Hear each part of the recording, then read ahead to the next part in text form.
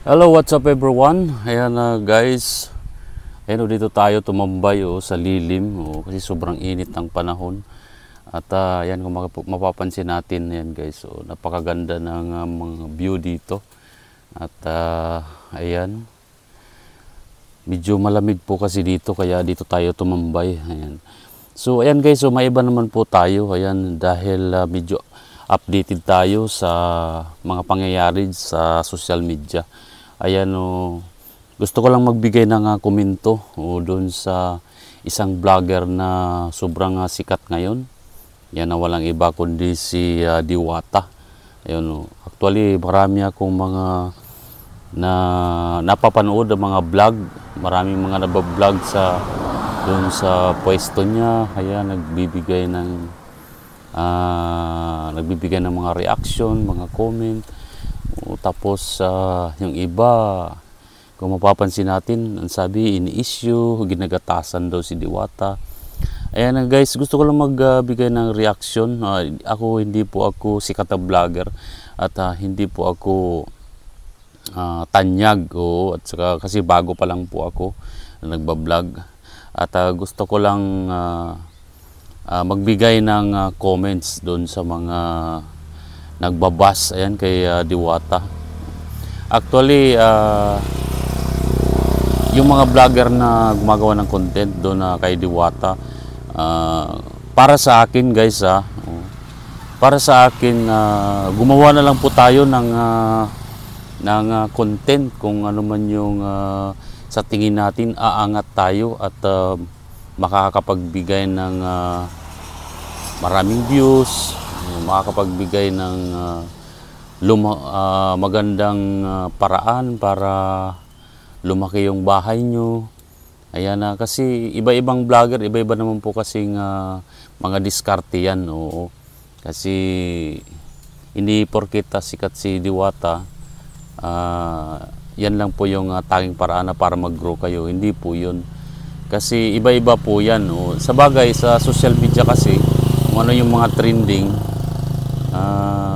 yun kadalasan talaga yung isa sa paraan na para mag-trending din yung ating mga videos. So para doon sa mga nagbablog ang sabi nila ginagatasan daw si Diwata, sa tingin ko hindi yun Kasi lahat ng vlogger may kanya-kanya pong diskarte yan. Hindi po natin masisisi yung mga ibang vlogger dyan na mga bago na sumikat dahil kay Diwata. At naririnig naman natin yung sabi ni Diwata na nakatulong pa nga daw sa kanya yung mga vlogger.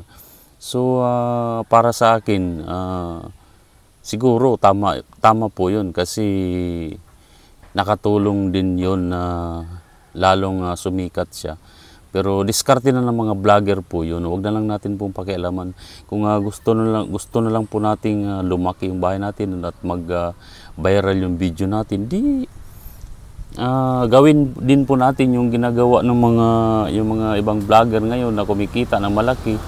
Kasi diskarte nila yun Huwag na lang po nating pakialaman kasi parang parang pinapatunayan mo sa sarili mo na hindi mo kayang gawin yung ginagawa nila So nasa atin na po yun kung paano tayo mag-isip, paano tayo mag-grow o magbabiral yung mga video natin. Dahil may kanya-kanya naman po diskarte yan. So napakabait nga po ni Diwata sa totoo lang Talagang siyempre, galing siya sa walang-wala, hirap ang buhay.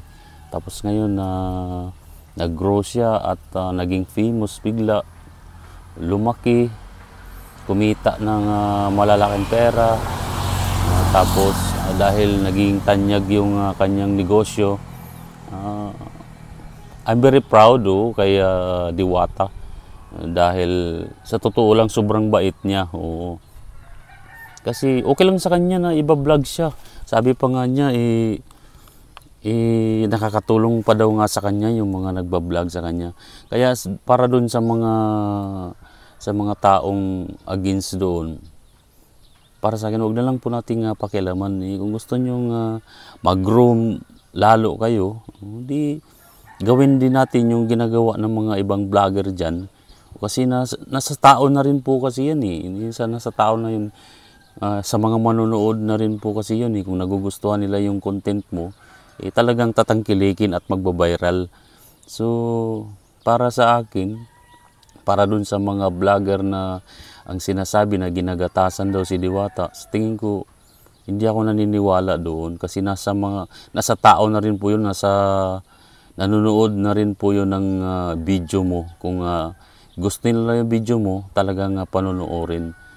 So, ayan, maraming salamat everyone yan sa pagbibigay natin ng reaction, at sana wag nyo akong ibas dahil ito ay pansarili kong opinion naman to guys. So para doon sa mga buzzer ng mga vlogger dyan na ang sinasabi na ginagatasan daw si Diwata, tingin ko hindi yun.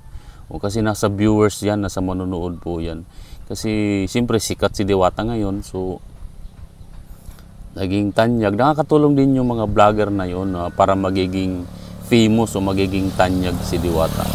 Yun lang po guys. Ayan, maraming salamat sa panonood ng ating opinion para dun sa mga vlogger na nagsasabing ginagatasan si Diwata or whatever. Thank you so much guys.